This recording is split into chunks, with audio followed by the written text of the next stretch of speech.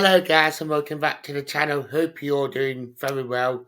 To my left I've got LGP, so hope you're well. Yeah, I'm not bad, thanks. How are you? I'm very well, thank you. We got Leicester at home tomorrow after on the back of that penalty shootout win on Wednesday. How are you feeling after the game and going into tomorrow's game? Well, the result will be something positive, but the first half performance was good, but can't really play like how we did in the second half. But I think the result will live longer in the players' memories than the actual performance, especially the second half one. But I think that's what will really give us motivation to do well against Leicester.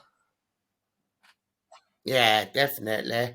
It will give them that confidence and Finny, especially going back off the Blackpool game to win against Wolves, it will give them that motivation. And with it being sort of of a derby, but not a derby, the players will be fired up for it, do you think? Oh, yeah, definitely. I think there's quite a bit riding on it in terms of league position as well. I think that's what will motivate the players more than it being a so-called derby, because I think for some of them they might deem it as a derby, but the fans don't deem it as a derby. Yeah, definitely. What sort of team would you expect tomorrow? We seem to know our strongest 11 are, but obviously we barely seem to be picking up that injury. Hopefully it's just Cooper talk, as we call it. Yeah, I think if he can't make the game, then I could see probably McKenna coming in, which I know has been a bit shaky, but he's still been one of the most influential players of the club over the last few years. But yeah, I think if Bolly can't play, then I think it'll probably be McKenna that starts. Yeah, definitely. I couldn't agree more. And I mean, how much difference is it that we are seeing a much more settled side over probably since the Brentford game, we are seeing a much more settled side now. Yeah, I think it's a big positive seeing the players get to obviously know each other. Uh, just as simple as where's someone going to be to make that pass, if that makes sense. And they just get to bond and just gel a lot more if it's just the same 11, 12 players that are involved in the squad. It just makes it a lot easier to get to know each other. Mm. Yeah, yeah, completely agree with that as well. With it being Leicester, they've not been on the greatest of forms as well this season. They beating us earlier in the season where it probably weren't our best performance this season.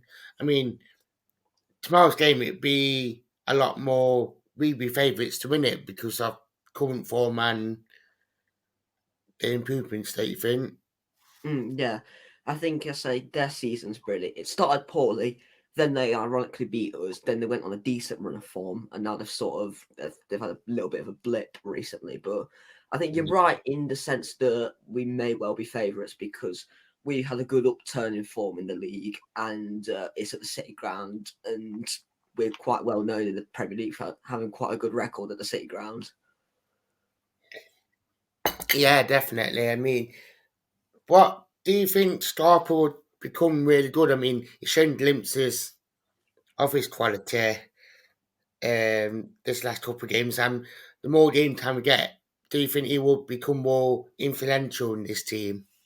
Yeah, definitely. I think against Blackpool, he was very good, the only really quality player on the pitch.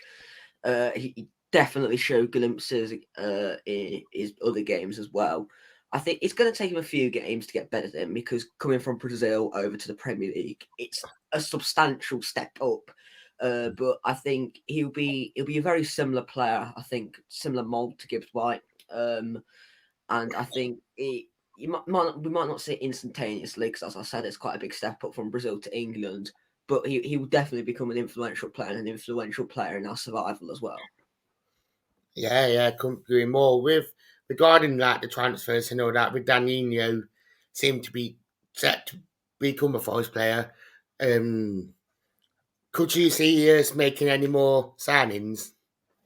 Yeah, I think in defence as well, depending on how Bolly's injury is. But I think even if Bolly is still fit because Niakate, God knows when he's going to be returning.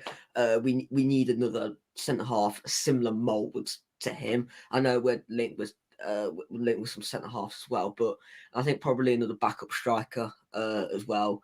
Because if Awoni gets injured, then we've got Surridge. But then if we have a major injury crisis, and then Surridge gets injured, you need some other depth. And I'm not totally convinced on Dennis at the moment. Yeah, he seemed to be linked away to Blackburn in a um, deal with Brereton, which, I mean, when we sold him, he was so known as Ben Brereton. Now he's come back to Brereton Diaz. I mean, it's one of them ones where you can see a change, don't you think? Yeah, I think Dennis, I think he's a decent player, but he just doesn't pass the ball. If he passed the ball, he'll be great.